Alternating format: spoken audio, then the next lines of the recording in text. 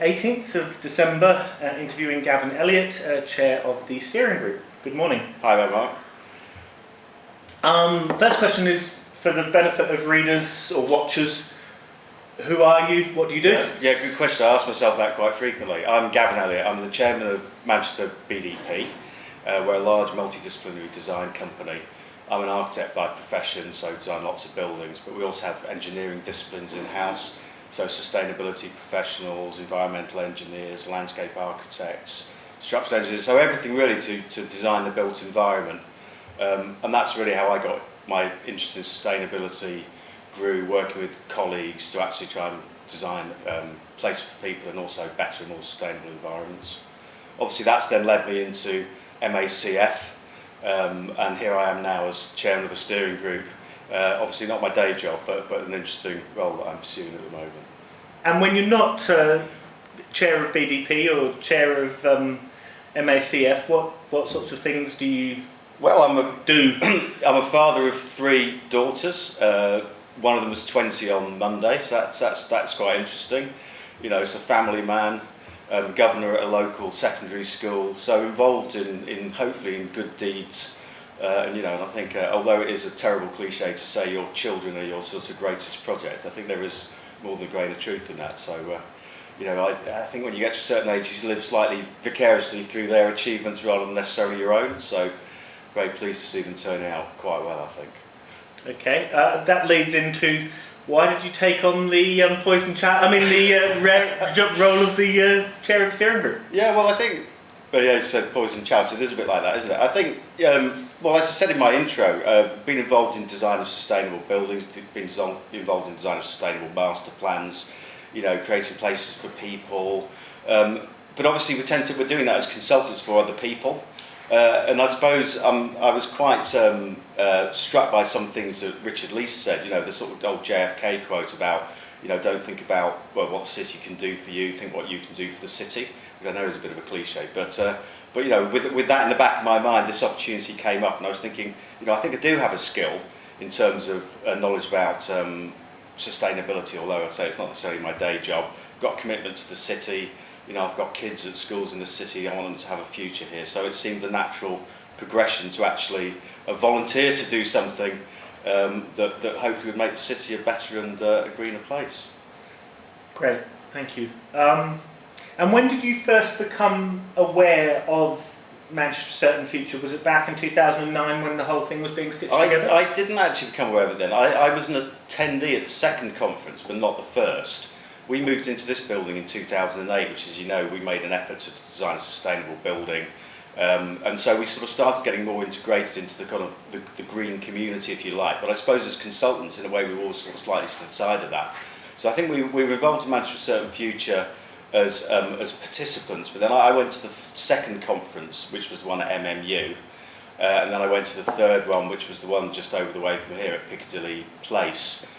You know, and I also started to get more involved in other initiatives within the city, like the City Centre Green Infrastructure Initiative, Garden City Initiative. So, you know, we were making a conscious effort to get more integrated into some of these voluntary things that maybe as a big consultancy you wouldn't expect us to really be that interested in. But, you know, me plus other colleagues who are more sort of integrated with the activist community, we wanted to get more involved in some of these things. So, you know, I had a working knowledge of MACF, but I wasn't a member of the steering group at that time. Okay. So you mentioned earlier the stakeholder conference, and I want to read something from the initial Certain Future document. Page 6.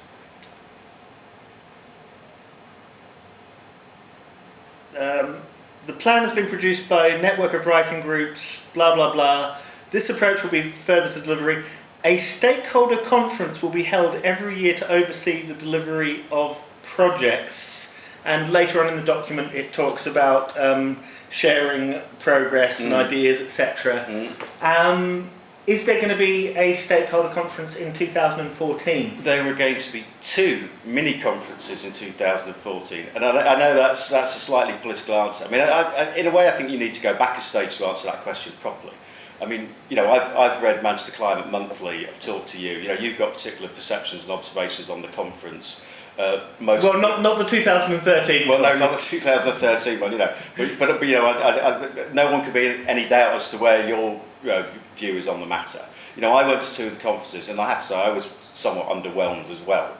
So I think in that sense, our perception of the value of the conference were pretty much aligned. I think what we're trying to do at the moment is to make Manchester Certain Future more effective, because you've made a number of comments about MACF, not just limited to the conference. And again, I think a lot of the things that you've been saying actually align with my own perception of it. So we've been, for want of a less pretentious term, we've been going through a process of reform, looking at everything we do, looking at the constitution of the steering group, looking at the people who are on it, looking at the whole protocol of meetings. Should we have the same number of meetings, more meetings, less meetings? Should we have one conference? Should we have a series of meetings?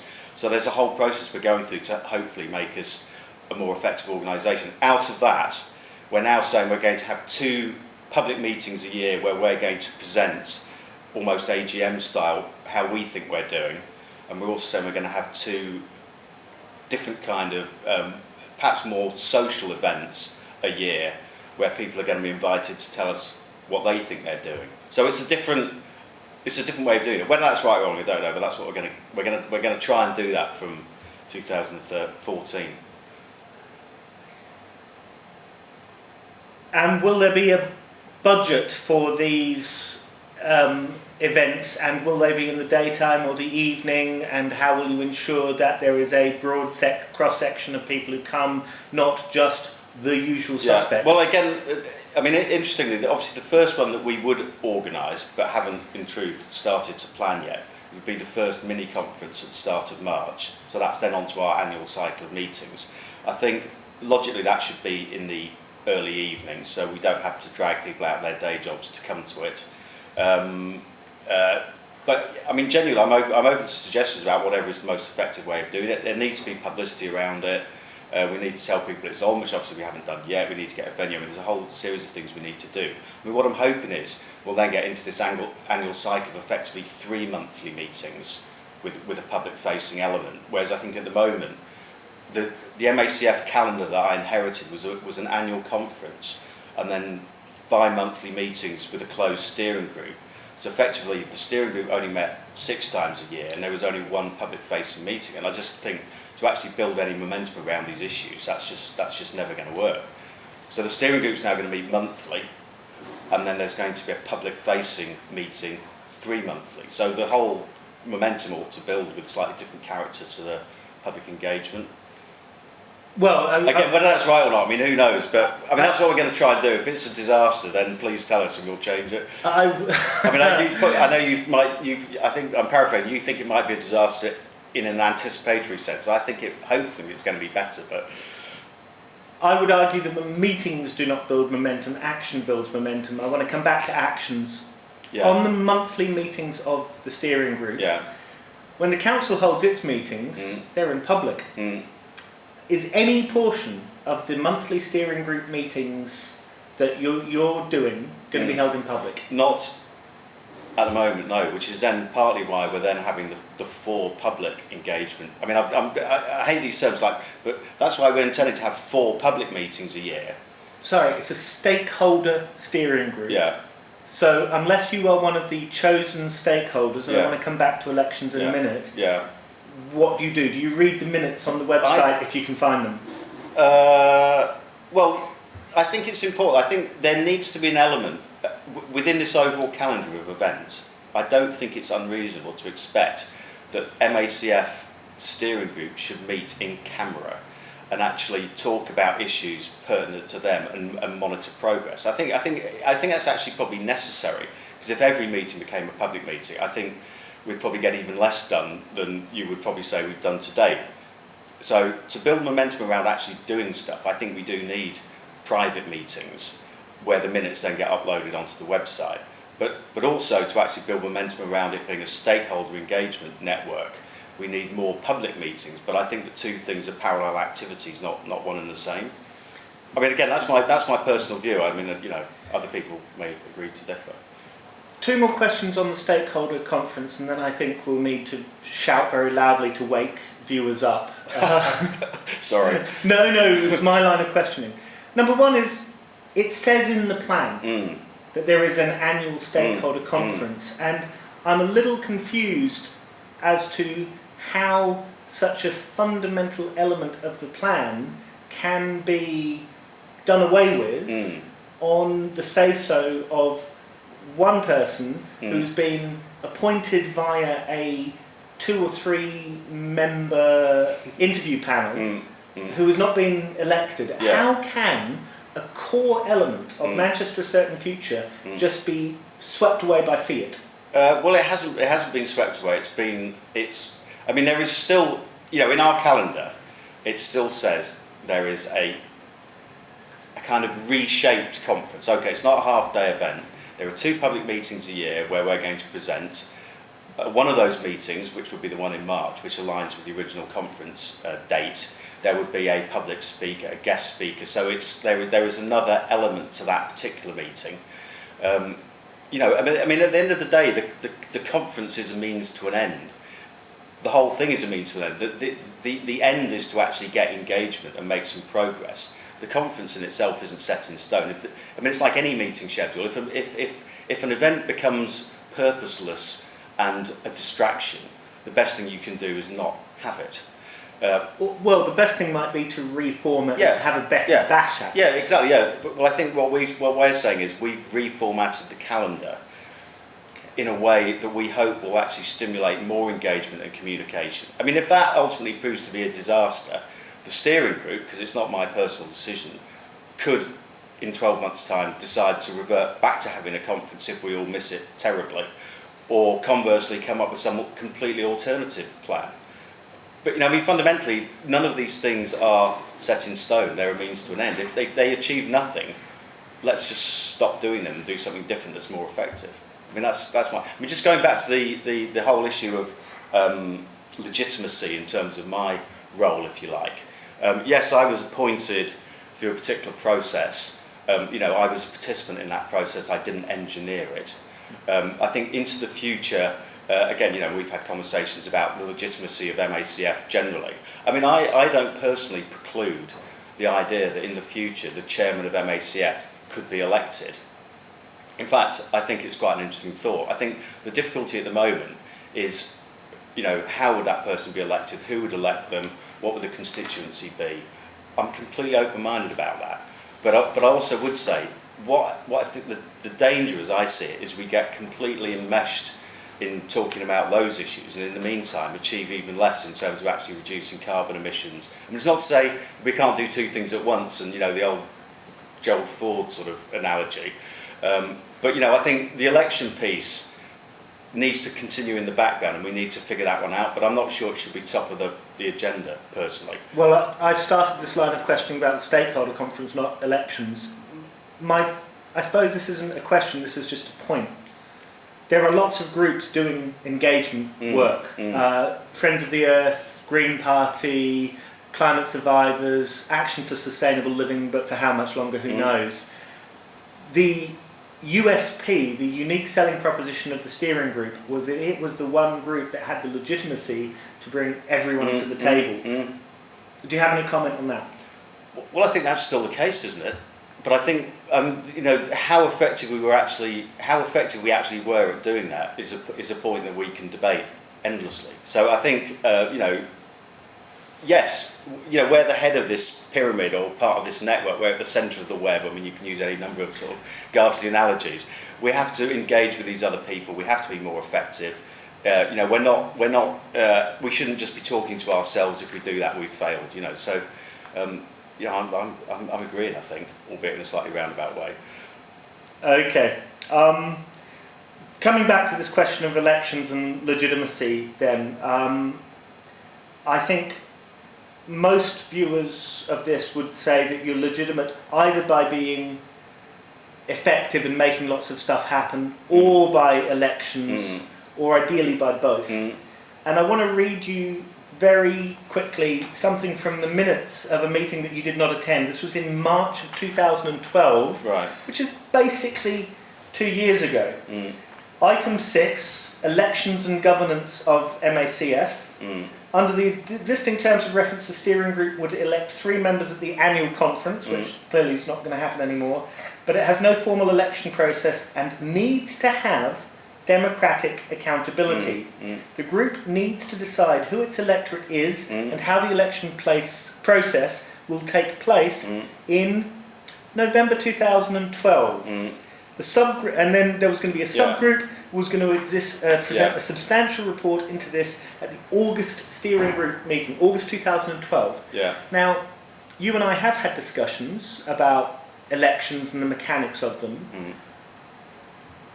If the steering group can't even, almost 2 years after it said it would, come up with a good enough election process, why should anyone believe that it is capable of helping Manchester do a really big thing, like create a low carbon culture? Well, like I said, Mark, I mean, I've arrived at a moment in time, and I don't like the word reform. I wish I could think of a better one. I'm trying to reform MACF and make it more effective. The past. I think MACF did good stuff initially. For whatever reason, it kind of went off the boil. It became less effective. We're trying to make it more effective. I think first and foremost, it's like a triage, isn't it? I shouldn't say because I'm just the chairman, but I will use the term. I've inherited a patient in critical care that we're trying to sort of resuscitate and get well again. So it's like it's triage, isn't it? You deal with the major symptoms first, and then you work your way down the list.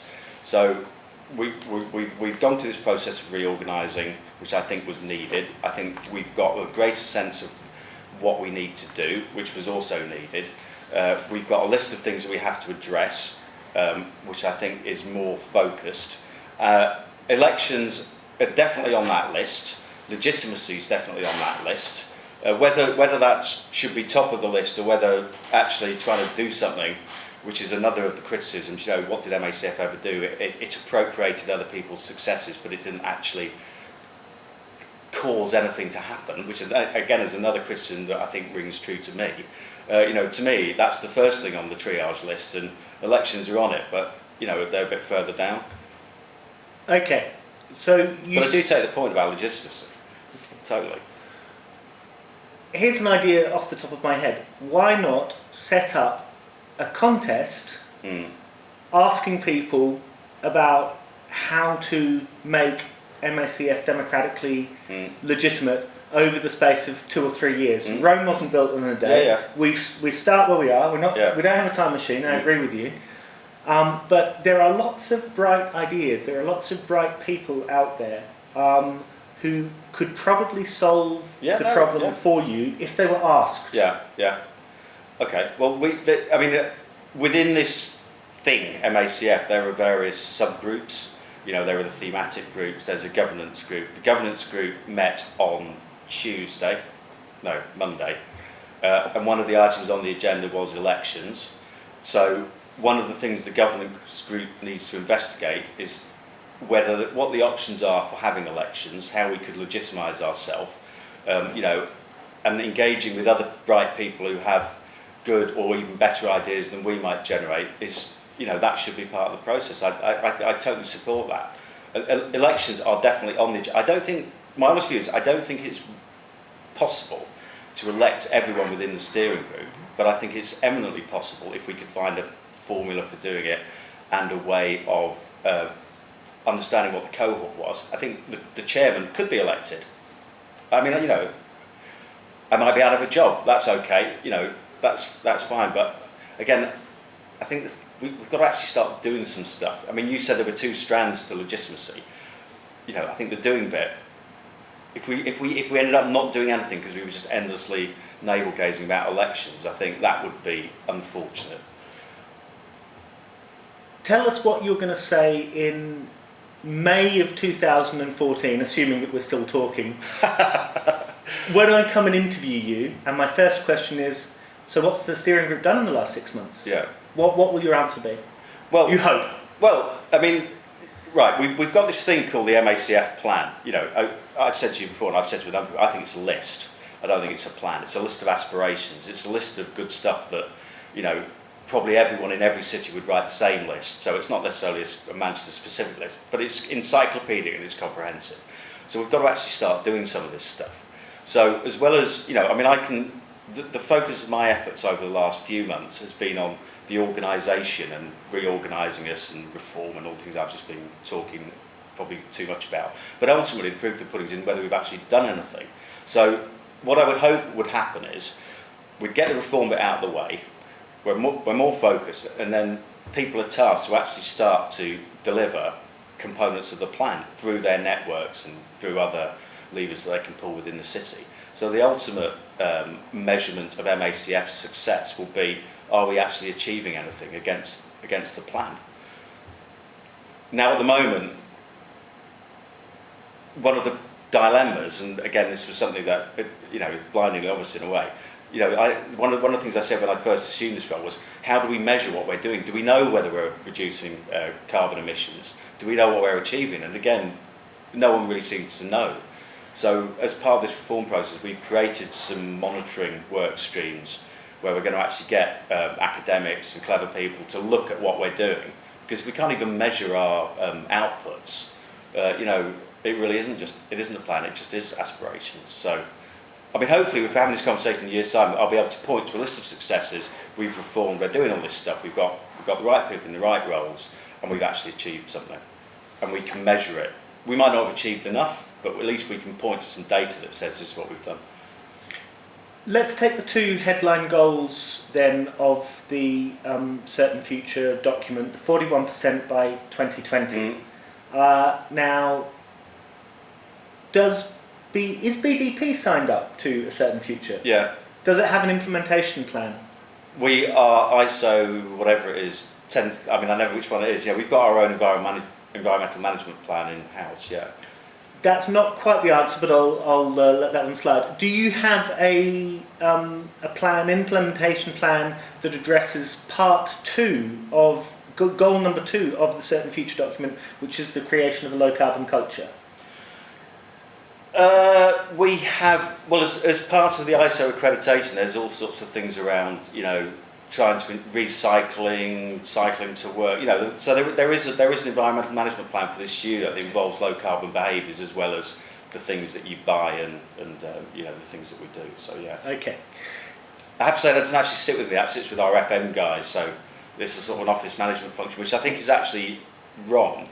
And Steve Merridew and I think we want to grab that back because I think it needs to be more at the head of the agenda. And also I've talked to people like Dave Coleman and Phil Corbell about carbon literacy, and I think BDP at the moment in the terms of the carbon literacy program isn't carbon literate, which I think again is obviously an omission and seems a bit contrary. So I think there's a whole series of things we could do to actually improve ourselves.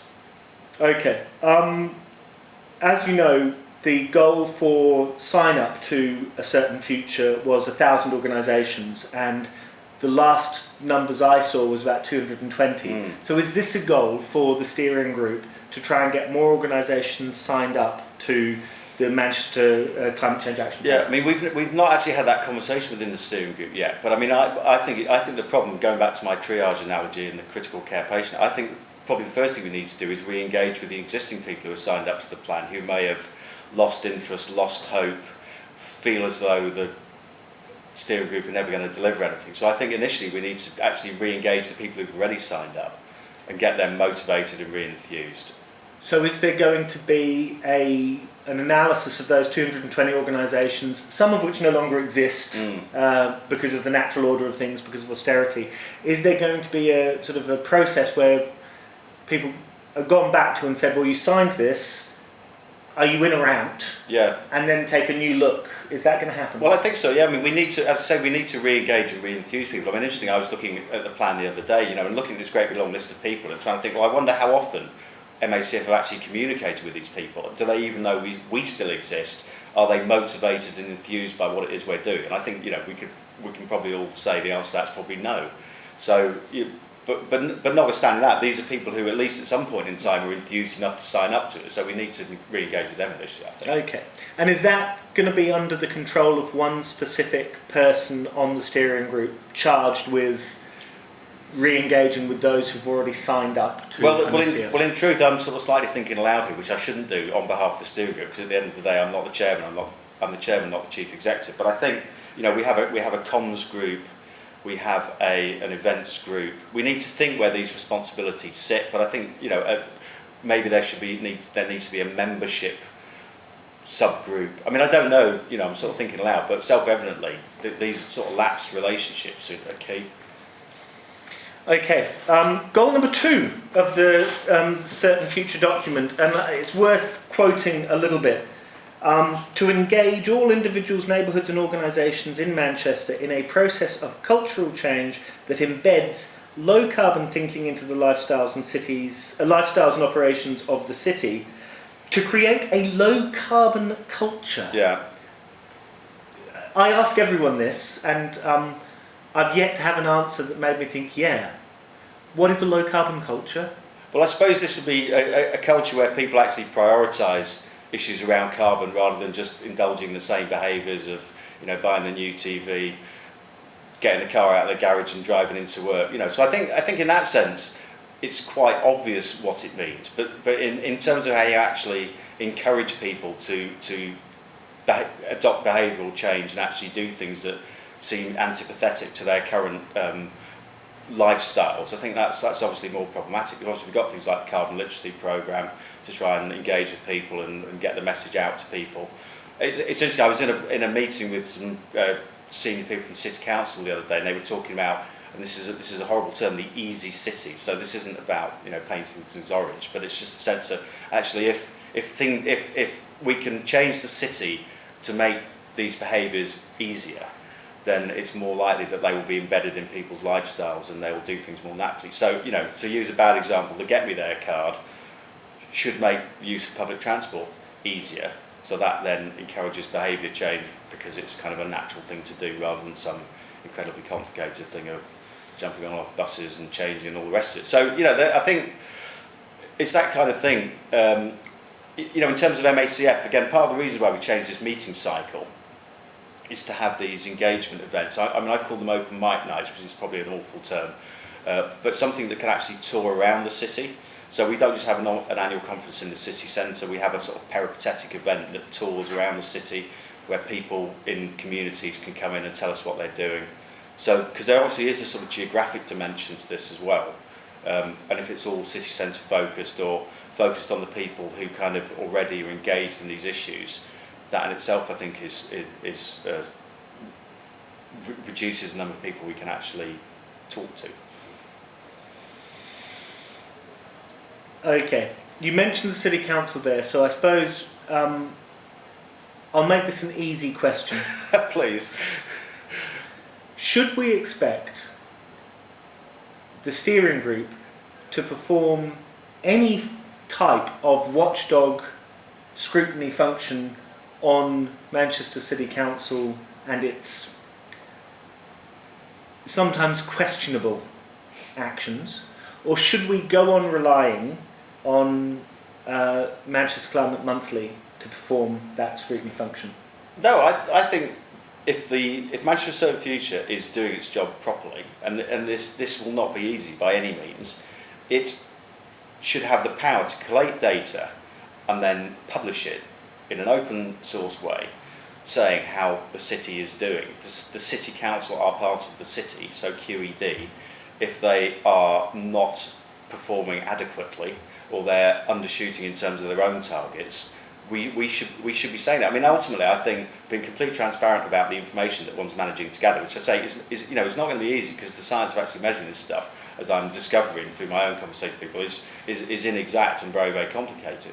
But you know, I mean, in the end, if we are all collectively undershooting on our objectives, people need to know, because that's then a lever that can be pulled to encourage people to try a bit harder.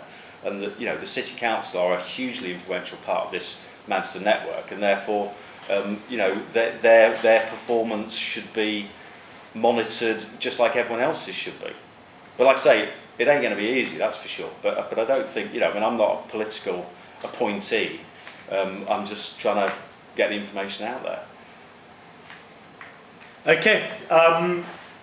Going back to the Certain Future document, I was having a read of it too, and it's Oh dear.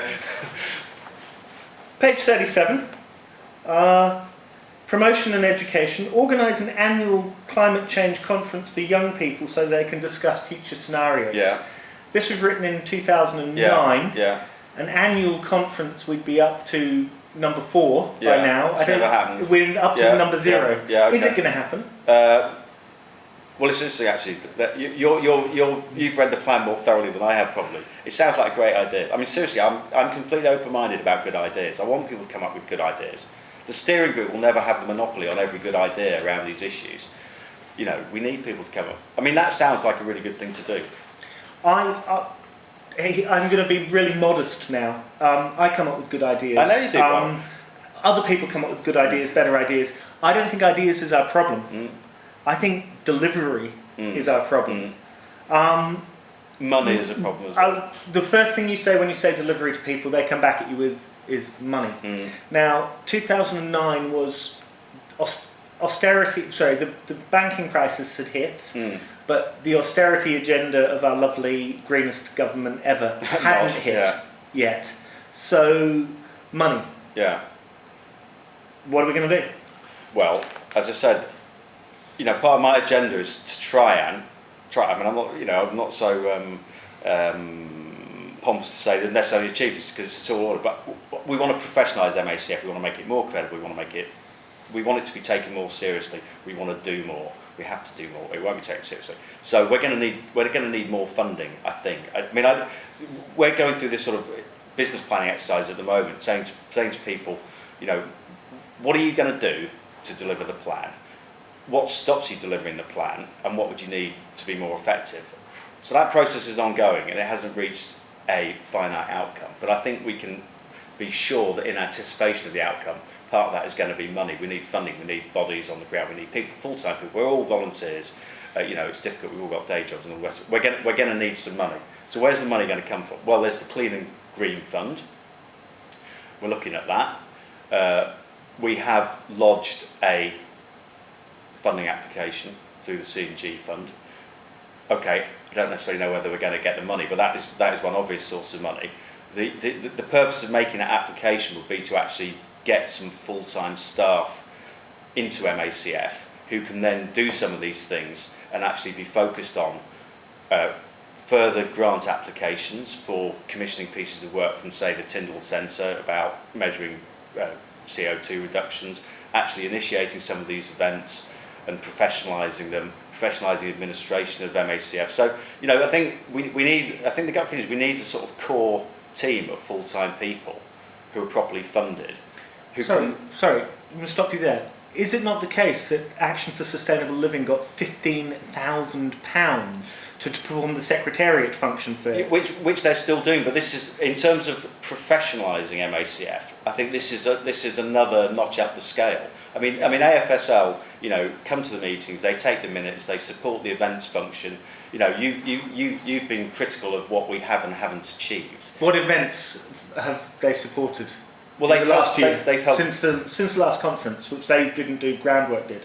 So what events has MACF done? Well, in fairness, they've not done anything yet because they're gearing up for this new events programme. But you know, they are continuing to come to the meetings. They are taking the minutes. You know. But so they have a. I'll do it for £10,000. Well, yeah. Okay. Look, you know. So they have a function that they're fulfilling, and there's particular terms of references. There's a budget for them to do what they're contracted to do. Their appointment preceded my involvement with this, but hey, you know, so that's water under the bridge. I think in order for MACF to do more, we need more than just the support, secretariat support from AFSL or Groundworks or anybody else. We need to be more professional. We need some full-time people. We need to start writing, you know, credible grant applications to all sorts of funding bodies. We need more people on the ground to organise better events. You know, there's a whole series of things we need to do, and whilst we haven't actually got a number at the end of this process that we're going through at the moment, I think we can safely say it's going to be more than 15,000 quid.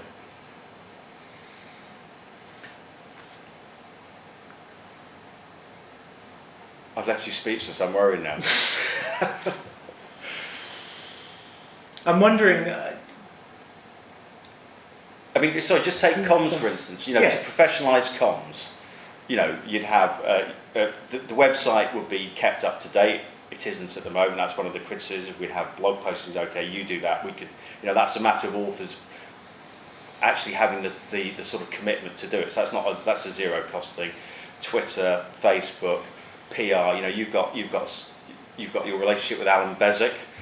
You know, there's a whole series of things that actually you do that we ought to be doing.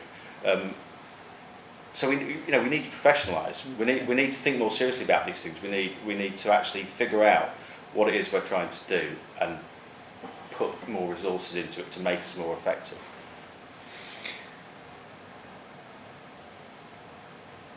What do you think the unknown unknowns are? Which is my way of asking. Not in 6 months, but in 3 years, what do you think that the steering group will regret not having done? Well, I mean, I'm not going to answer that question quite the way you've asked it, but I'd say, you know, I think we know from the data I've seen that carbon emissions have actually been reducing as a function of the recession. So economic cycle has reduced economic output and carbon emissions have come down. But I think, I sense that the economy is picking up now. So I think what we're going to see is the pendulum swinging back the other way. So, you know, when we had that conversation the other day about, you know, Jevons paradox and all the rest of it, I think we're going to discover that in spite of our actions, the data sets swing in the opposite direction. So this is going to be very, very problematic. There's a tension in all cities, I think, and all economies between economic growth and low carbon. And you know, there are people sit on different points of the scale between the people who say, you know, technology, innovation will actually square the circle, and other people who say it's fundamentally unsquareable, and actually the real things we need to do to actually effect this change are so radical and so different and so unpalatable to the sort of the Western economies and other parts of the planet as well. You know, we'd never do them. And I think my gut feeling is this: we're going to start to, through this next period when things actually do start to pick up and the data switches the other way, we're going to have to confront some of these more fundamental issues, because I think we're going to realise pretty quickly that the sort of, you know, smart cities, future cities, smart cards, you know, smart grids and all these things that people are pinning their hopes on, I think we're going to realise that they're not actually working, I think.